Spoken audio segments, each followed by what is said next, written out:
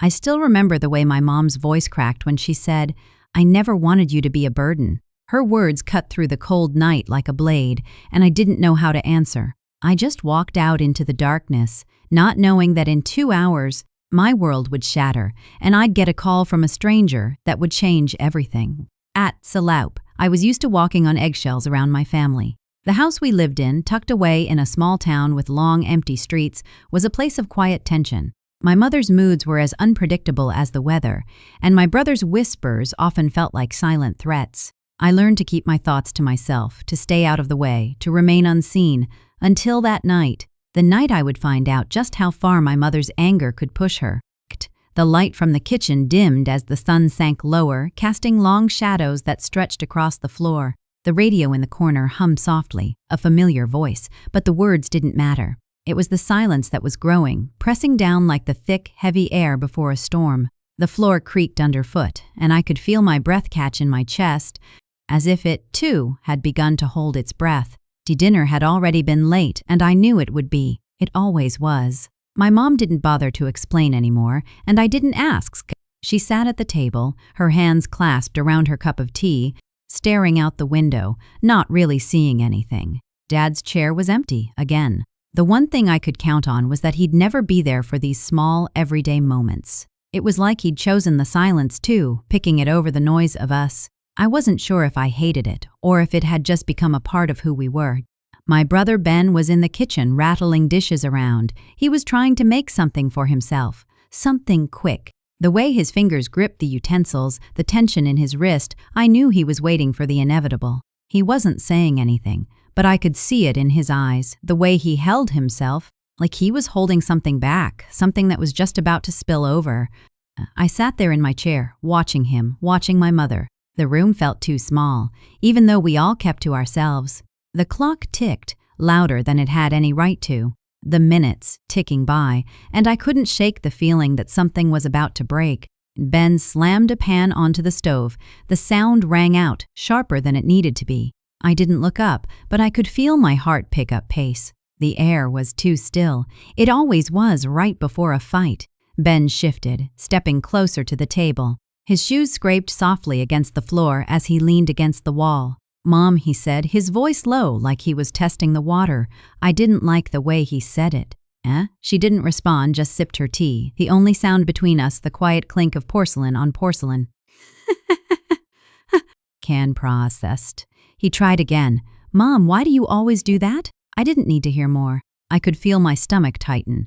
I could see it all happening before it even began. It was the same thing every time. Ben, pushing until the pressure built too high.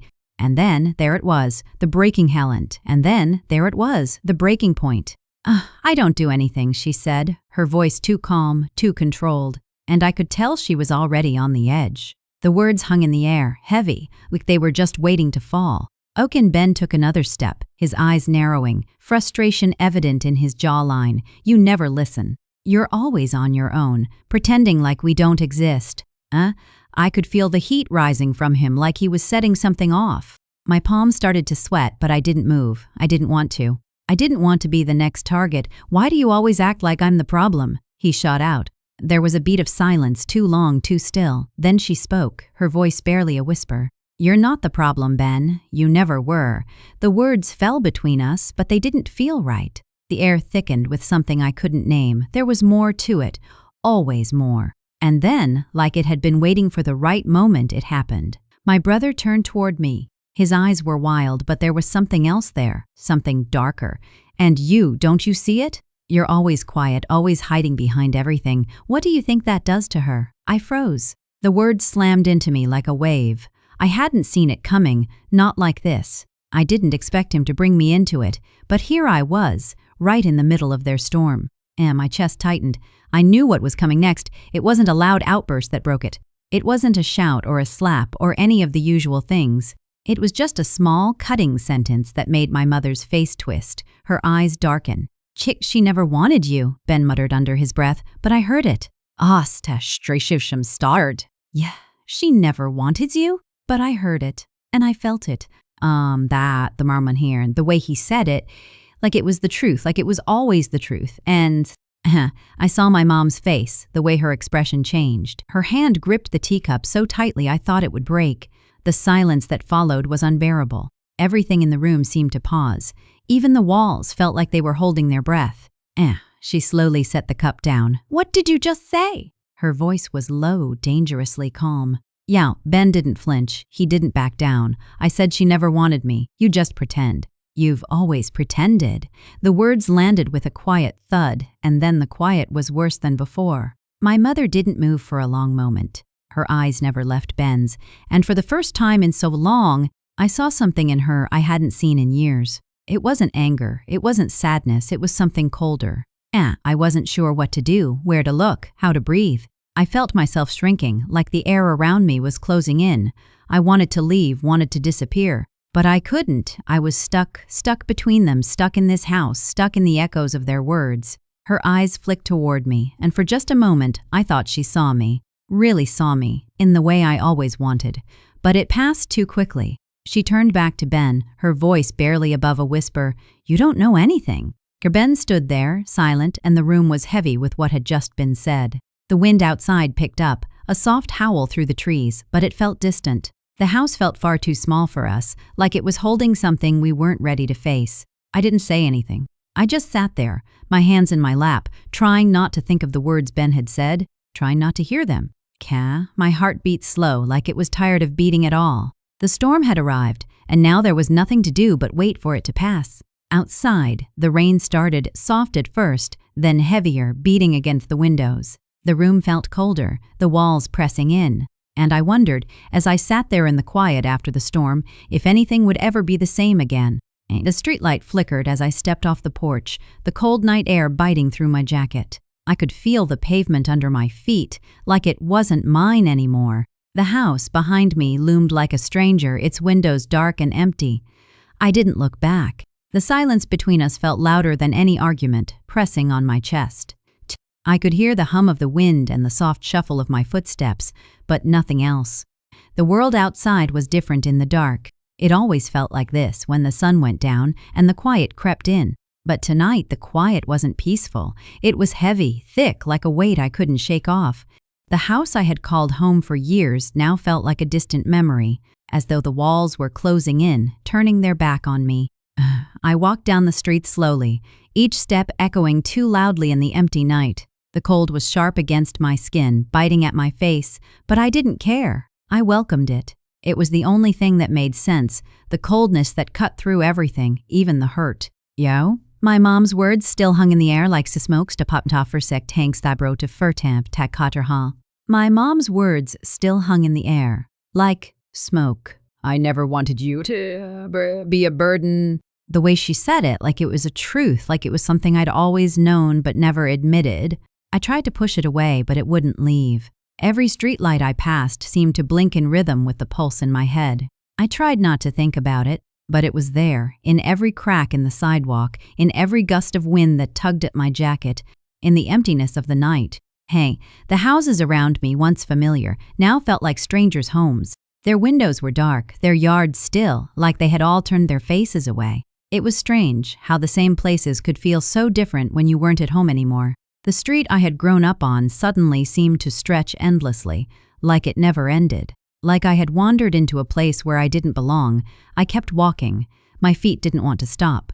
My body was moving on its own now, past the corner store, past the broken street sign, past the houses I'd known since childhood. There were no lights on, no sound except the occasional rustle of wind through the trees.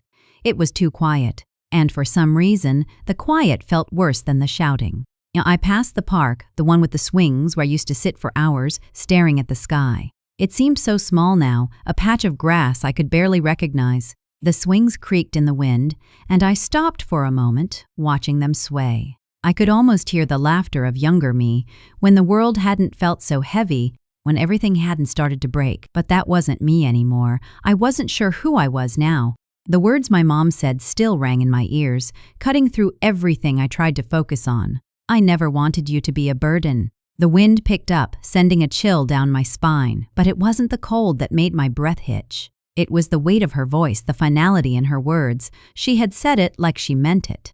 like I had been nothing but a mistake all along. Fine. I turned the corner, heading toward the little cafe I used to work at. The lights were dim inside, but it was empty. No one was there, and I wasn't sure why I even thought of going in. Maybe I was looking for a place to hide, to disappear for a moment. But the silence in the cafe was just as thick as the silence outside, just as suffocating. I didn't go in. I kept walking. I found myself at the end of the street, near the old bridge. The river below was dark, its surface reflecting the pale moonlight, barely moving, like it had frozen in place. I stopped at the edge, leaning against the railing, looking out over the water. The city stretched out before me, silent and indifferent. It looked so different from here. The lights were scattered, like stars, but they didn't offer comfort.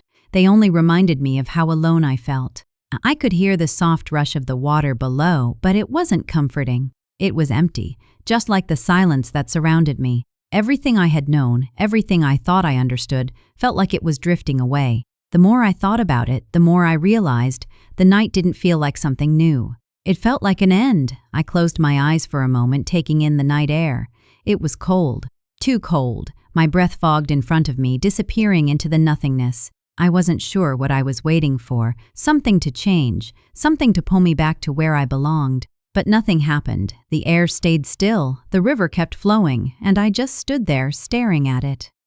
For a moment, I wished I could stay like this, frozen in place. The night seemed to offer a kind of peace, a quiet I could hide in, even if it didn't feel like home anymore. But I couldn't stay here forever. The cold was beginning to seep into my bones, and the weight of my thoughts was too much. I turned, slowly, and began walking back.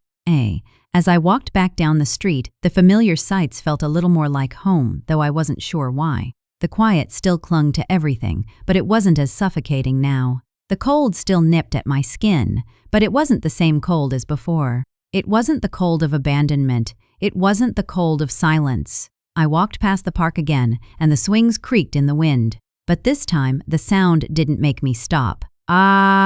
I just kept walking, one step after the other, like the night might be waiting for me to move forward, even if I didn't know where I was going. The house was still behind me, and I could feel it in the distance, like a shadow I couldn't shake. But the further I walked, the less I felt like it could reach me. I didn't know what to do next. I didn't know what was coming, but for the first time in a long while, I felt like I was still moving. I didn't know if that meant anything, but it was enough to keep going. The church doors creaked in the wind, the sound soft but insistent, like a reminder of something I couldn't quite reach. I stepped inside, the air colder than I expected, pressing against my skin. The silence hit me first. Not the kind of silence that felt peaceful, but the kind that felt thick, like it had been waiting for someone to disturb it. My footsteps echoed off the stone floor, louder than I wanted them to be, but I didn't stop. The weight of the night pulled at me, heavier than the cold. I didn't belong outside anymore, but I wasn't sure where else to go. I hadn't thought about this place in years, not since the last time I walked out of here, not long after my dad had stopped bringing us on Sundays. I remembered the smell of incense in the air, the faint hum of old hymns. But tonight, the church didn't feel like the sanctuary I once knew. It felt like a tomb, empty, forgotten. The pews were covered in dust, the wood creaking as if protesting my presence. The stained glass windows were dim, the colors muted by the darkness outside. The place felt smaller now. Or maybe I had grown bigger, a person no longer willing to fit into the spaces I had once called home. My hands tightened around the straps of my bag. There was no warmth here, no comfort, only the echoes of memories that hadn't been touched in years. I stood there for a moment, just listening. The wind outside seemed to have followed me in, rustling through the cracks in the walls. The quiet was too much, the kind of quiet that made you feel like you were being watched, though you knew no one was there. I closed my eyes for a moment, just to block it all out, but the quiet didn't leave. It followed me, pressing against my chest. The weight of my thoughts was heavier than the night air. I had walked away from everything, from the house I grew up in, from the people who were supposed to make me feel safe. And now I was here, in a place that used to hold so much comfort, feeling more lost than ever. The walls of this church had witnessed so many moments of my life: baptisms, prayers, the smell of flowers after Easter service. Now, it all seemed distant, like a dream that had slipped away before I could remember it. I walked farther into the church, my feet moving slowly over the stone floor, each step echoing in the emptiness. The cold stone under my shoes felt like it had been here for centuries. It was strange to feel so disconnected from a place Mercerf. It was strange to relate from a place that had once been so familiar, so full of life. I ran my fingers along the back of one of the pews, the wood rough under my fingertips. The dust that gathered there felt like it had been waiting for someone like me, waiting for me to remember what I used to be. But I wasn't that person anymore. The silence was suffocating, and I couldn't stand it. I pulled my jacket tighter around myself, but it didn't help. It didn't matter how many layers I put between myself and the cold. I still felt it deep inside, where it couldn't be touched.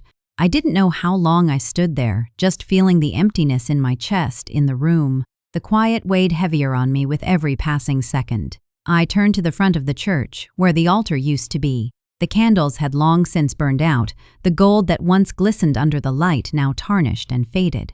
The air smelled faintly of incense, but it wasn't the sweet, comforting scent it had been years ago. Now it was stale, empty, like everything else. I sat down in one of the pews, the wood creaking under my weight. I leaned back, staring at the high ceiling.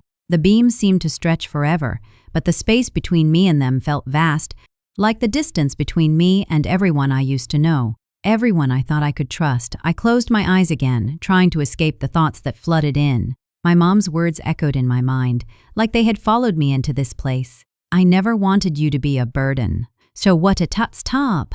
It was as if she had taken all the love, what she ever gave me and erased it with a single sentence. Like everything we had ever shared had never meant anything. I wondered if she had ever really seen me. That chair to the cot, or had I been just another face in a world she couldn't understand, another burden she couldn't carry? And a sound broke through the quiet, small and distant, but enough to pull me out of my thoughts. The creak of wood. It was the sound of someone else walking through the church. My heart skipped a beat, and I tensed, unsure if I was ready to share this space with anyone. But when I turned, I saw no one. The pews were still, and the doors were shut, but there was no one else in the church. Just me in the silence again. I stood, my body stiff from the cold, and walked toward the altar. There was something in the air tonight, something I couldn't explain. The old beams above me seemed to groan, as if remembering something I couldn't see. The silence was no longer a comfort. It was a void, pulling me in, swallowing everything around me. I stopped just before the altar, looking up at the faded image of a cross on the wall. The wood was chipped, the gold paint cracked. The candle holders that had once stood so proud were now covered in dust, the wax long melted away. Wicco Quarka Tukor, I realized, standing there in the shadow of this place that once felt like home, that maybe home was something I couldn't go back to. Maybe home wasn't the house. Maybe it wasn't the people. Maybe home was something that only existed in memories, and even those were fading now. I closed my eyes again, letting the weight of everything settle on me. I didn't know what I was looking for, what I thought I would find here. But I was alone, in the cold, and I was left with the truth of it. There was nothing here to make me whole again. I stood there for what felt like hours, but the minutes passed slowly. The wind had quieted, and the silence in the church had settled into something softer, less suffocating. I turned and walked back toward the door, my footsteps echoing in the stillness. The air outside was cold, but it didn't seem as sharp as it had before. I stepped out into the night, pulling the door shut behind me. The church loomed behind me, its windows dark and empty. I didn't look back as I walked away. The night seemed different now, quieter, like something had shifted in the air. And I wondered, as I walked away from the only place I thought I might ever belong, if peace could be found in the places you once called home when they no longer felt safe. And if not, then where? The phone rang in the church.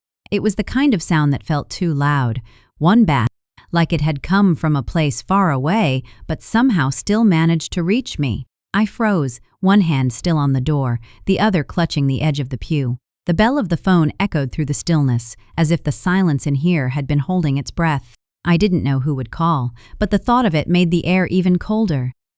I didn't want to answer. The space around me felt too heavy, the silence so thick it was suffocating. I had walked into this church to escape, or at least, to stop thinking about what had just happened. What is behind? But now the phone was ringing, slicing through the quiet like a knife. The floor beneath me was cold, and the smell of incense lingered faintly, mixing with the dust in the air. It wasn't the kind of place for a phone call, not like this. I thought about leaving it to ring, about walking out the door and never looking back. Hang. But something in the air, something unspoken, urged me forward. The phone rang again, a quiet insistence. The old wooden pew creaked as I shifted. I couldn't ignore it. It felt like an invitation. And somehow I was already too far gone to resist. I hesitated, fingers brushing the edge of the receiver. It was an old phone, with a cord that seemed out of place in this forgotten place. The church didn't belong to anyone anymore, not really. It was just a relic, holding the past together by threads. And yet the phone kept ringing. There was no escape. I picked up the receiver, the cool plastic feeling foreign in my hand. The line crackled, and then came the voice. "Hello?" My voice was quieter than I meant it to be, like I was speaking into the dark. The voice on the other end was calm, too calm, almost detached. It was a man, his words slow, measured. "Is this Adam?" I didn't respond right away. There was something in the tone that made me pause, something off. Something I couldn't name, yes. I forced the word out, but my throat was tight. I felt my heart beat faster. The kind of fast that makes you wonder if you're already in the middle of something before you understand it. He didn't speak at once. The silence between us felt like it stretched for miles. And then, in a tone so flat, so even, he said, "I have information about your mother. Something you need to know." The words dropped into the air like stones. The phone felt heavier in my hand, but I couldn't put it down. I wanted to. I wanted to throw it across the room and walk away from this moment, from whatever it was this man was going to say. But I stayed there, frozen as the voice continued, slower now, as if choosing each word carefully. "There are things about her past, things she never told you." My stomach turned. I felt it deep in my gut, a tightening, a pull toward something I didn't want to know. I wanted to hang up. I wanted to shut it all out, but my fingers couldn't move. The voice, calm and steady, was pulling me in. I swallowed hard, my breath catching in my chest. "Who are you?" There was a pause. The voice seemed to consider this for a moment before answering, almost apologetically. "I'm someone who knows her. I know things she doesn't want you to know." A cold chill ran up my spine and my grip on the phone tightened. My thoughts rushed like a river, trying to make sense of the words that had been thrown at me. Who was this man? Why now, after everything that had happened? I hadn't heard from anyone about my mother in years. Not like this. Not from a stranger. His voice broke through again, calm but insistent. "This information could change everything for you. You understand? For both of you." I wanted to ask more. I wanted to demand answers. But my mouth felt dry, like all the questions had dried up the moment I picked up the phone. "Why now?" I managed to ask. Another long pause. The kind of pause that makes you feel like you're waiting for the other shoe to drop. "I can't explain everything over the phone, but I'll tell you what you need to know. If you want to hear it." The choice was mine, but it didn't feel like a choice at all. I was standing on the edge of something, had a pop of air, and I wasn't sure if stepping forward would lead to safety or to ruin. "Tell me," I said. My voice was barely above a whisper, but it was enough. The voice on the other end seemed to exhale, a sound of reluctant relief. And then finally, the words I wasn't ready to hear began to spill out. "Your mother. She wasn't who you thought she was. The woman you grew up with. She's hiding something big. It's been following her for years." The words sank deep into me, and I felt a coldness settle in my chest, as if the truth had dropped into my very bones. Something big? My mother, the woman who had always kept secrets, but something this big? He didn't explain further, and that, more than anything, unsettled me. He didn't need to. The weight of his words was enough to make everything in my life feel like it had been a lie, or at least a story I hadn't been told. "Where is she?" I asked, a sharp edge to my voice now. I couldn't help it. I needed to know. I needed to find her. "I can't tell you that," he said quietly. "Not yet." I felt my chest tighten. "Why call me then? What do you want from me?" The silence on the other end was longer than I wanted it to be. When the man spoke again, it was softer, more urgent. "You need to be careful. This isn't over." It never was. And just like that, the line went dead. I sat in the church, the phone still pressed to my ear, the empty silence spreading around me like smoke. I could still hear the faint hum of the line, but the man was gone. The world outside had turned dark, and the quiet in here, in this cold church, felt like a weight that pressed on me from all sides. I slowly put the receiver down, my hands trembling. The air felt heavier now, charged with something I couldn't name. I had asked for answers, but the questions only multiplied. I stood up, feeling the weight of the moment sink into me. Everything about this place, this church, had changed. Church had changed. My mother, too. The man's words lingered like smoke. Nothing would be the same now. I walked toward the door. The same creak of the old wood that had welcomed me in, now pulling me back out. The night air hit me, but it didn't feel cold anymore. It felt full of waiting. And I couldn't shake the feeling that I was no longer walking alone. I was standing by the park when I saw him, a man who didn't belong in this sleepy town. His coat was too heavy for the weather, and no occupation high, and the way he walked didn't match the easy shuffle of the locals. His face was stern, sharp, as if every step he took carried a weight I couldn't see. And yet, when our eyes met, there was something about him, something familiar. Like a face in a dream you can't quite place, but you know you've seen before. I didn't move. I just watched him, and for a moment it felt like the world held its breath. Then, he stopped in front of me, his gaze still locked with mine.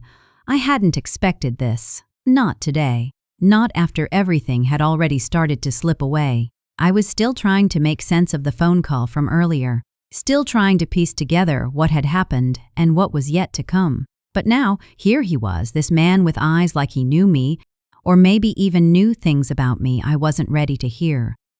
The park was quieter than usual, the benches empty. The trees stood bare, their branches twisted like they, too, were holding their breath. I felt the weight of the stillness press against me. I should have walked away, left him behind, but I didn't. Something in the air held me there. He was older than me by a good 20 years, maybe more. His face was weathered, like someone who'd lived through storms and walked through them without a single word. His hair was graying at the edges, but there was something in his eyes that didn't match his age. Something sharp, alert. He wasn't from here. He didn't belong in this town where nothing ever really changed.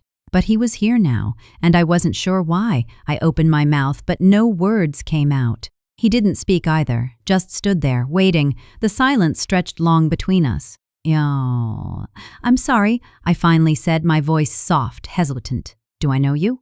He didn't answer right away. His eyes flicked across my face, like he was deciding whether or not to tell me something. I knew your mother, he said, his voice gravelly, like it had been unused for too long. The words hit me, but I didn't react immediately. I just stared at him. My mind spun, trying to process what he'd said. My mother, who had never spoken about anyone from her past. The air between us was still thick, and for a moment I felt like we were suspended in a dream. So West Spexning, or some kind of odd trick. This man, this stranger, knew something I didn't, and that terrified me. He stepped closer, his boots crunching on the gravel. He didn't smile, didn't offer an introduction. There was no warmth in him, just the weight of something unsaid, something heavy. He looked down at the ground for a moment, like he was collecting his thoughts. Your mother, he began, the words coming slowly, wasn't always who you thought she was. There are things she kept hidden, things she never told you. I felt a chill run through me. My stomach tightened. He wasn't making this up. He couldn't be. There was a truth to his voice that made me listen, even though everything inside me wanted to run. He glanced around the park, his eyes lingering on the empty benches. The sun was dipping low now, the golden light fading, and the shadows growing longer. He looked back at me. I'm not here to hurt you, he said, but it didn't feel reassuring. His words didn't carry warmth. They were a quiet certainty, as if this was something he had said before. I took a step back, my eyes never leaving his. My heart was beating faster now, my chest tight. I wasn't sure I wanted to hear what he was about to say, but I couldn't stop myself from asking, "Who are you?" My voice was barely a whisper, but it felt like a demand, even if I didn't know what answer I wanted. The man paused, then nodded slightly, as if I had asked the question he knew I would. I'm someone who knew her before all of this, he said, his gaze steady. Before she became who she is now. I swallowed hard. I couldn't believe it. Couldn't believe that this stranger, this man who had stepped out of nowhere, was talking about my mother as if he knew something I didn't, something I had never been told. I don't understand, I said, my voice quieter now, barely audible in the fading light. He looked down again, his gaze momentarily distant. When he looked back up, there was a flicker of something, regret, maybe, that flashed across his face. But it was gone before I could make sense of it. I can't explain everything, not here, he said, his voice low. But there's a reason she's been keeping secrets. So big ones. I'm here to tell you the truth, whether you're ready or not. His words settled into the space between us, thick with meaning, heavy with the weight of things unsaid. I didn't know what to make of him, what to believe. Could this man really know things about my family? About my mother? Or was he playing some cruel game, pulling me in with promises of truth, only to leave me with more questions? I wanted to walk away, to forget this strange encounter, to tell myself I had misunderstood everything. But there was a part of me, a small, terrified part, that couldn't let it go. What do you want from me? I asked, the question slipping out before I could stop it. He didn't answer right away. His eyes were still locked on mine, and for the first time, I saw something that looked like sympathy in his gaze. Oh, I'm just trying to help, he said quietly, but you need to be prepared. The truth isn't always what you expect. There it was. The truth. A word that hung in the air between us, too big to touch. I felt my heart race in my chest, but I stayed still, listening. I don't know if I'm ready for this, I said, the words slipping out before I could stop them. I wasn't sure if I was speaking to him or to myself, maybe both. He took a step closer, the weight of his presence pressing down on me. You don't get to choose when the truth comes, kid, he said softly. It's coming whether you're ready or not. I wanted to say something else, to tell him to go away, to leave me alone, but the words wouldn't come. And then, just like that, he turned and began to walk away, his figure blending into the shadows of the evening. I watched him leave, his footsteps fading in the distance, and for the first time in a long time, I felt a coldness settle deep inside me, a coldness that told me everything I thought I knew about my mother, about my life, was about to change. I stood there in the middle of the park, feeling the last light of the day slip away. The shadows were longer now, stretching across the ground, reaching for me. I didn't move. I couldn't. The quiet felt too loud now, too heavy. The man had disappeared, but his words still hung in the air, clinging to me like a fog I couldn't see through. What did he know, and why had he come to me now after all this time? As the night settled in, I realized there was no going back. The truth was out there, and I was already walking toward it. The air in the room felt thick, like it was holding its breath. The man sat across from me, his eyes locked on mine, but his face remained unreadable. The silence between us stretched long, filling the space with tension. He cleared his throat softly, the sound pulling me back into the moment. I had no idea what he was about to say, but I could feel it, the heaviness of something unsaid, waiting to be released. He finally spoke, and with every word it felt like something inside me shifted. Mendy, I had come here, to this quiet corner of town, looking for answers. I never imagined the truth would feel this cold, this foreign. His presence, the weight of his gaze, felt like an intrusion, but I couldn't look away. There was something about him. His eyes were too familiar, too knowing, as if he could see straight through me. He hadn't told me much yet, but the silence between his words had already begun to speak louder than any explanation could. The room around us was dim, lit only by the soft light filtering through the blinds. The walls were bare, and the floor creaked under our feet with every small movement. The dust in the air seemed to swirl in the light, beckoning the huff, catching just enough to remind me of the time that had passed. I didn't know what I expected to find when I agreed to meet him, but it wasn't this quiet intensity. His name meant nothing to me, and yet it felt like I had known him all my life. Like his presence here was... The weight of what he was about to reveal felt unbearable, like the ground beneath me might give way at any moment. He leaned forward, his hands clasped together, the wrinkles on his skin deepening as he spoke. "Your mother. She wasn't always who you thought she was." The words hit me like a cold gust of wind. I wanted to flinch, to pull away, but I didn't. I stayed still, listening, even though I didn't want to hear what he was about to say. He paused, studying me. I didn't know if he was waiting for me to respond, "Duh!" or if he was simply trying to read my face. But I couldn't give him anything. My thoughts were swirling, and every question I had ever had about my mother suddenly felt like it was crowding my mind. What was he about to say? What had she been hiding? The woman you grew up with. "She's not the person she's made herself out to be," he continued, his voice steady but heavy. "There's a history there, a darker one." I couldn't breathe. The air seemed to grow heavier with every word. I had known my mother for all my life, the woman who had raised me, who had always been there, even when she wasn't. The thought of her being anything other than what I had known felt impossible. But as he spoke, a seed of doubt was planted, and I couldn't shake it. He leaned back in his chair, and for a moment I thought he might say something else. But instead, the room fell silent again. The sound of my breathing was the only thing that filled the space. "Yeah, I don't understand," I said quietly, barely more than a whisper. I was afraid that if I spoke louder, the walls around me might collapse. "What are you saying?" He didn't answer right away. Instead, he reached into his jacket pocket and pulled out an old, weathered envelope. He slid it across the table, his hand moving slowly, almost deliberately. The paper was faded, creased in places, and there was something about the way he handled it, as if he had touched it many times before, but never quite ready to let go. I stared at the envelope, my heart pounding in my chest. I didn't want to open it, didn't want to see what was inside, but I had to. Something inside me pushed me forward, made me reach out and take it. The paper felt rough between my fingers. I turned it over, hesitating for just a moment before I tore it open.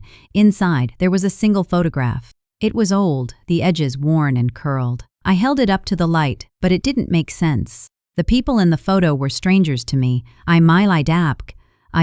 Yet I could see something in their faces that looked like family. My breath caught in my throat. "They were close," the man said, his voice low. "Closer than you know." I didn't ask who they were. I didn't need to. I already knew. They were people from my mother's past, people she had never spoken about. People who were now staring back at me from the photograph with eyes that seemed to know more than I did. What furt mat chursen? The world seemed to tilt for a moment, and I had to steady myself against the table. The weight of the truth had settled in my chest, and it was heavier than I could bear. I looked back up at him, trying to keep my voice steady. "Why are you telling me this now?" Why did she never say anything? He didn't answer right away, his eyes drifting toward the window as if he were searching for something outside. When he finally spoke, it was slow, deliberate, like he had been carrying this burden for a long time, and now he was letting it go. She was afraid," he said, his voice barely above a whisper. "Afraid of the past catching up with her, and afraid of what it might do to you." I didn't understand.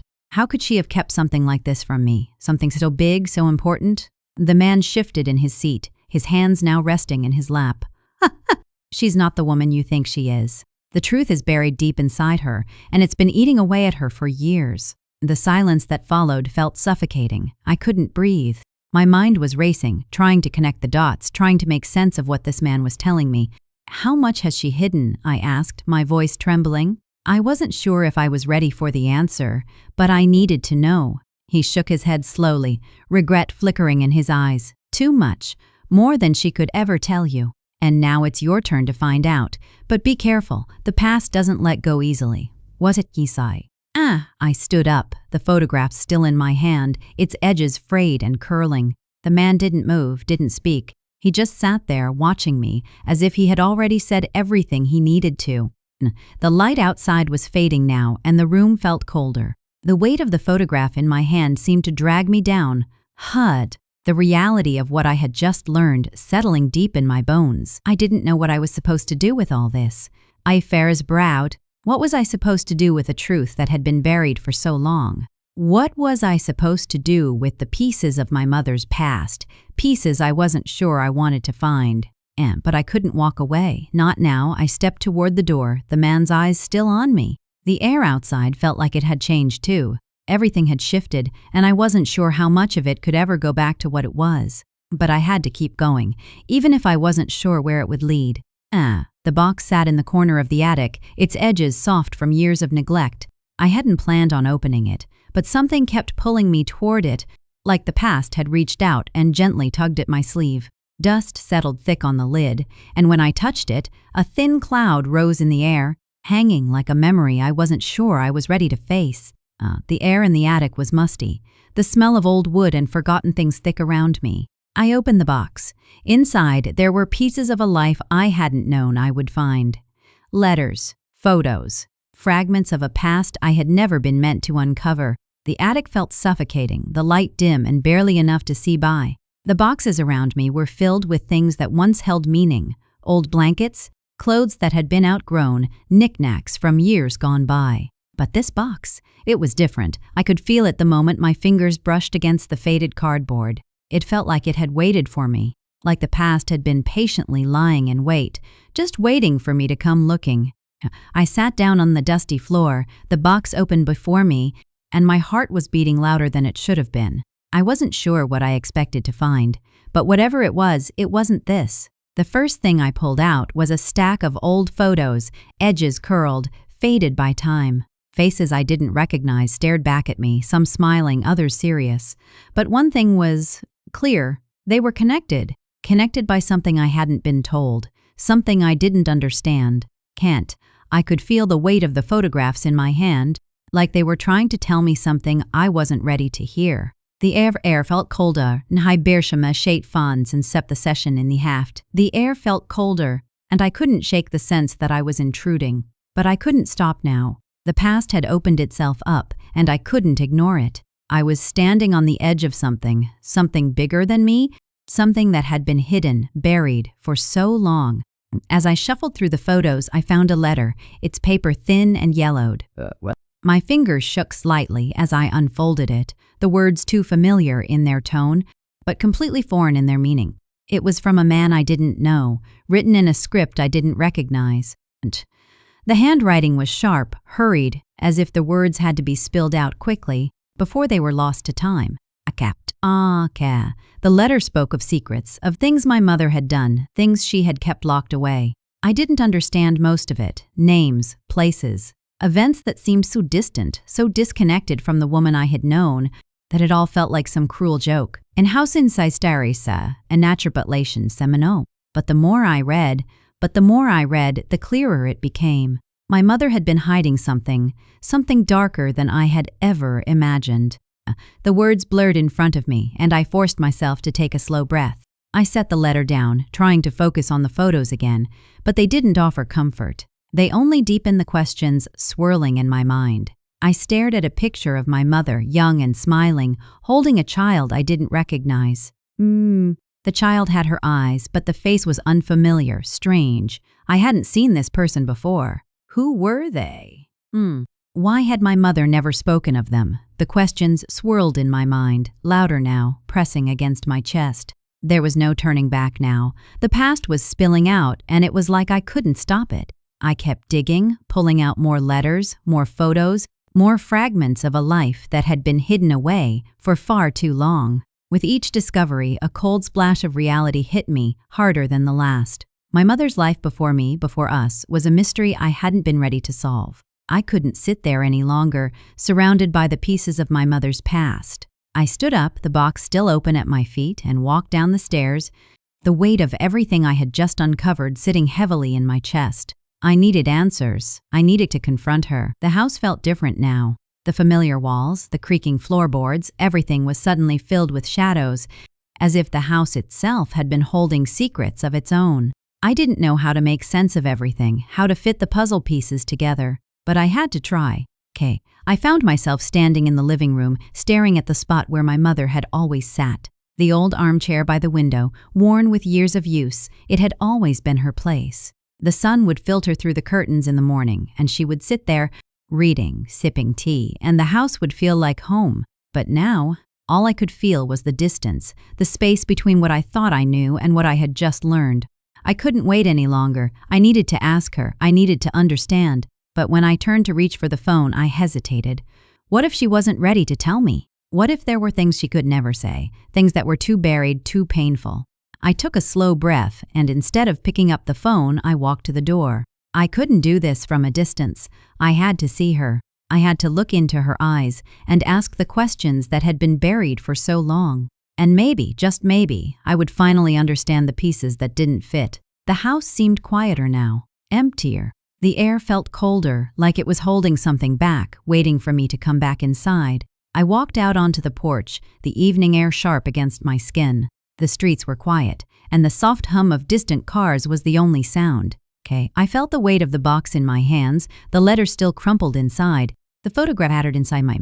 I wasn't sure if I was ready for what I was about to face, but I knew I couldn't walk away. Not now. The past was too heavy, too real, and it was catching up with me, whether I was ready or not. I stepped off the porch, the night air cool against my face, and made my way down the path. It felt like I was walking toward something, toward an answer, toward a truth that I wasn't sure I could bear. But I couldn't stop now. There was no turning back. The kitchen was quiet, too quiet.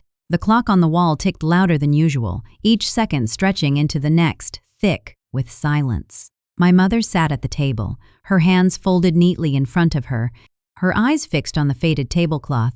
The sunlight filtered through the curtains, casting long shadows across her face. I didn't know if she was even aware of the light, or if she was just waiting for me to say something. I wasn't sure what I was waiting for either. The room felt like it was shrinking around me. The table between us seemed wider now, as though it had grown with the years, stretching further, as if to keep me at a distance. The air was thick, heavy, like it carried the weight of everything we hadn't said. I had been preparing myself for this moment, but nothing had quite prepared me for the silence. I shifted in my seat, the chair creaking beneath me. The house smelled like old wood and coffee, just as it always had, but today it felt like the walls were listening, waiting. I had come here to confront her, to ask the questions that had been burning inside me for so long. But now, with her sitting across from me, her face so still, I couldn't find the words. She didn't look up, didn't acknowledge me, and for a moment I wondered if she even knew I was there. But her presence filled the room like a shadow. I could feel the walls between us, thick and unmoving, like a fortress she had built around herself, around the truth, and I was standing on the other side, knocking. I watched her for what felt like an eternity, her hands still, her fingers tracing the edge of the table in slow, absent circles. Her eyes were distant, like she was looking through me, not at me. I had never seen her like this before, so empty, so quiet. It wasn't like the silence that came after a fight, when words were too sharp to say. This was different. This was a silence so deep, I couldn't see past it. I took a deep breath, trying to steady myself. "Mom," I said, my voice barely more than a whisper. "Ah." She didn't flinch, didn't look at me. I swallowed hard, trying again. There are things I need to understand. Things I stopped, the words hanging in the air, fragile, fragile, like glass.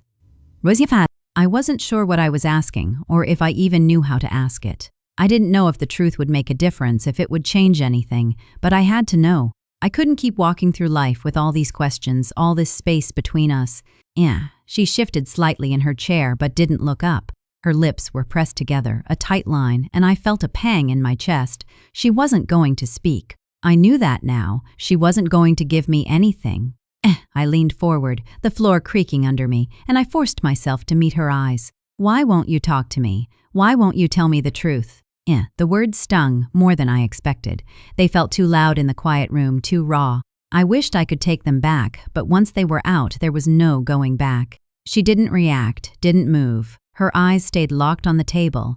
She hadn't even blinked. The silence stretched, unbearable now. The tension in the room was suffocating. I could feel my heart pounding in my chest, my palms sweaty, my breath shallow. I wanted to shout, to shake her, to make her look at me, but I couldn't. The words didn't come.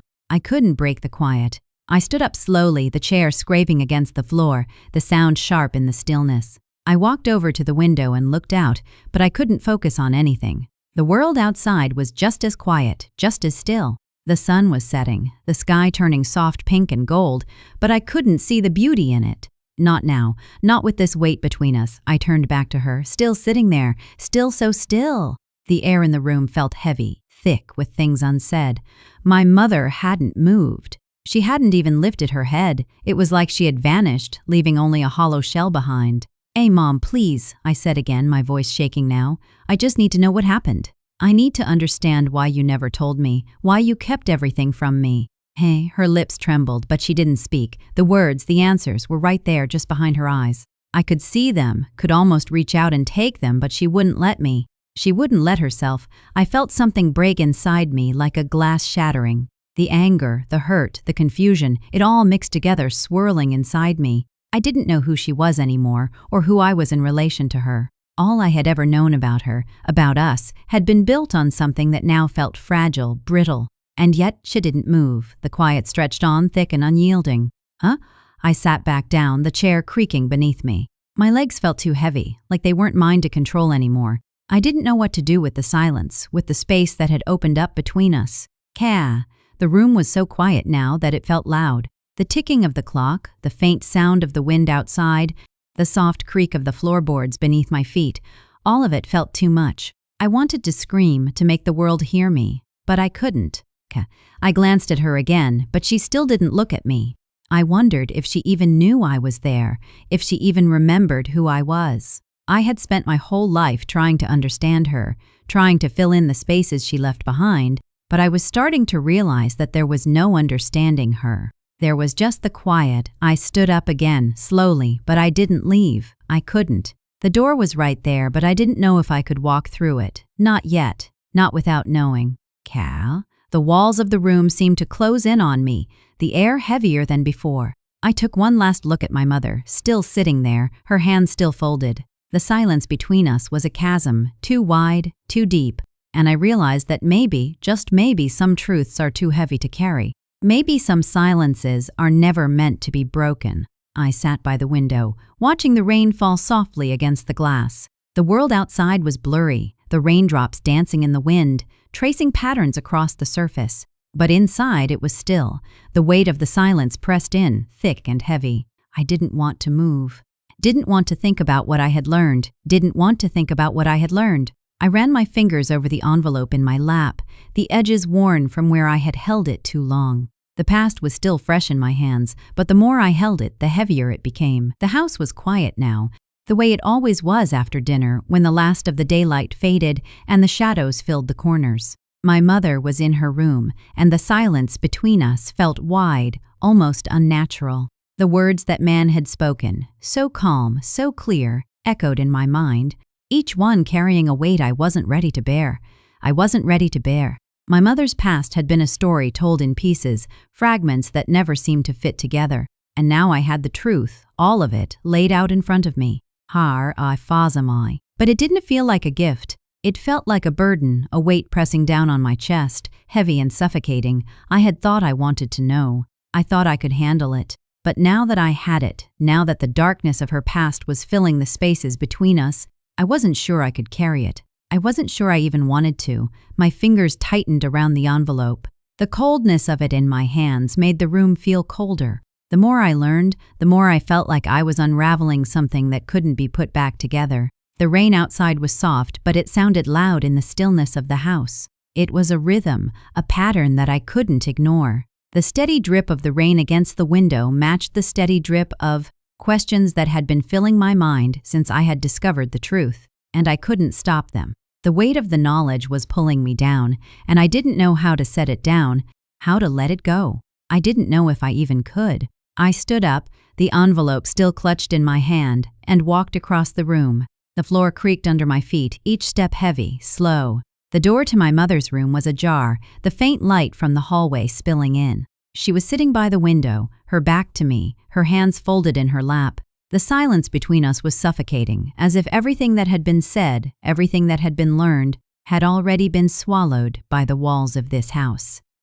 I stood there for a moment, unsure of what to do, unsure of what to say. I wanted to speak, to confront her, to ask the questions that had been burning in my mind, but my mouth wouldn't move. She didn't turn around. She didn't acknowledge me at all. It was as if she had become part of the room, part of the silence that filled the air. I shifted my weight, my fingers still tight around the envelope.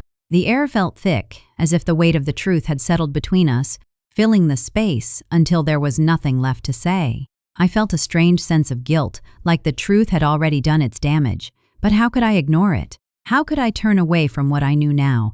I took a slow breath, my throat tight. We'vry comes that grass comes and fairy want thee tendered, and Tom for nampira. Mom, I said, my voice quieter than I intended. She didn't move, didn't answer.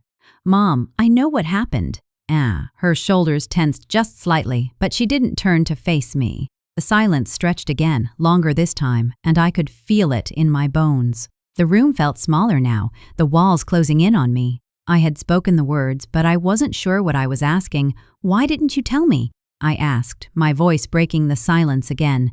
She didn't look at me, didn't respond. It felt like the room was holding its breath, waiting for her to speak. Yow, I stepped closer, my heart pounding in my chest. Why didn't you tell me the truth? The quiet stretched, suffocating. I could hear my own heartbeat in my ears, loud and erratic.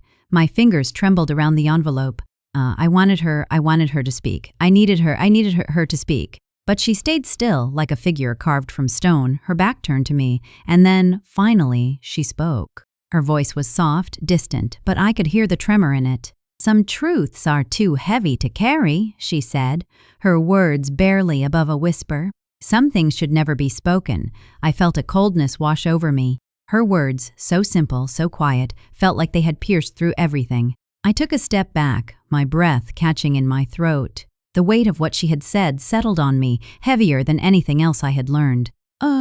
She turned then slowly, her eyes meeting mine for the first time. There was something in her eyes, something I couldn't place, but it was there, a deep sorrow, a sadness that I had never seen before. And in that moment, I realized how much she had carried, how much she had buried to protect me, to protect herself. The truth had always been there, hidden behind her silence. But now it wasn't just her silence that filled the room, it was mine too. The silence between us had become a wall, and I didn't know how to break it. You don't have to know everything, she said softly, her voice steady but broken. Some things are better left in the past, but I couldn't leave it in the past. Not now. The weight of the truth, the burden of knowledge, was pressing down on me. It was too much to carry alone. I stepped back, the envelope still clutched in my hand. The rain had stopped now, leaving the air heavy and damp. I looked at my mother, but she had turned away again, her gaze fixed on the window. The room was silent, and I could feel the weight of everything that had been left unsaid. I wanted to walk away. I wanted to leave it all behind, to pretend I hadn't seen what I had seen, heard what I had heard. But I couldn't. The truth was there, hanging between us, thick and heavy. And I knew I couldn't go back to the way things were before. You, Kang. I looked at the envelope in my hands, the weight of it pulling me down, and I realized something. Some truths are harder to bear than others, and some burdens, once lifted, can never be set down. I turned and walked out of the room, my footsteps quiet on the floor. The house was still, too still, as if it was waiting for something, waiting for me to make a decision. But for the first time, I didn't know what to do. The kitchen was dim, the kind of dim that feels like the world outside has already gone to sleep. The clock ticked softly, each beat echoing louder than it should in the stillness. My mother was at the stove, her back to me, stirring something in the pot. She didn't look up, didn't acknowledge my presence.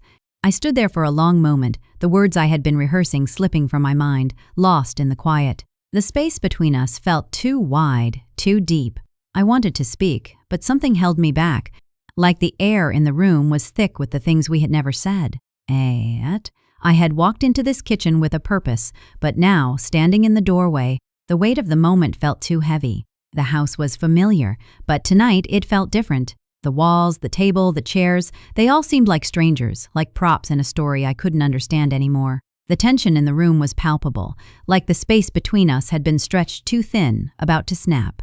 The woman standing at the stove wasn't the mother I had known all my life. Emma Knife. Not anymore. Blanca.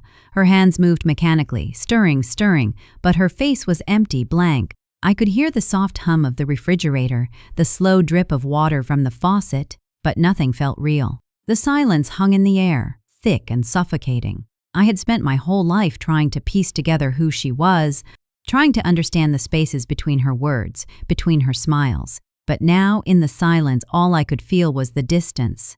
And I wasn't sure how to bridge it. I cleared my throat, a small sound in the vastness of the quiet. "Mom," I said, my voice sounding smaller than I meant it to. She didn't react, didn't look at me. "Yeah," I swallowed, trying again. "Mom, we need to talk." The spoon in her hand stopped moving, but she didn't turn around. She didn't say anything either. Her shoulders were stiff, like she was bracing herself for something she couldn't avoid anymore. "Kay." I stood there, my feet rooted to the floor, unsure of how to begin. The words felt like they were stuck in my throat, but I pushed them out anyway. I know what happened. I know about the past. For a long moment, nothing happened. The only sound was the faint bubbling of the pot on the stove, a quiet reminder of how small the world felt right now. I waited for her to respond, for something, anything, to break the silence. When she finally spoke, it was so soft, so low, I almost didn't hear it. What do you want me to say? Her voice was flat, devoid of emotion. She didn't turn around. I felt something crack inside me. The truth, Mom. I want you to tell me the truth. I want you. Tell me. The spoon in her hand clinked against the side of the pot. Her shoulders tensed, but she didn't move. I could feel the walls between us growing higher, stronger, the longer she stayed silent. The space between us felt like an abyss, wide and dark, and I didn't know how to cross it. Yao, I need to understand, I said, the words slipping out before I could stop them. Why didn't you tell me? Why did you hide all of this from me? The air in the room felt colder now. My heart was pounding, and I could hear it in my ears. She didn't answer. She just stood there, the same distance between us, her back to me. I stepped forward, my hands shaking as I reached for the edge of the counter. What was so terrible that you couldn't share it? What was so bad that you had to keep it all inside? My voice cracked, but I didn't care. Her shoulders tensed again, and this time she turned around slowly, her face unreadable, her eyes cold. She looked like a stranger. I barely recognized her. I couldn't, she said, her voice barely more than a whisper. I couldn't tell you. It was too much. The air between us thickened. Her eyes, once warm and soft, were now empty, hollow, like they had seen too much and couldn't bear it anymore. I could feel the years of silence pressing down on me, pushing me back, making it hard to breathe. I took a step closer, my hands clenching into fists at my sides. Tell me, Mom, I pleaded. I need to know. Please. Her lips trembled slightly, and for a moment I thought she might break.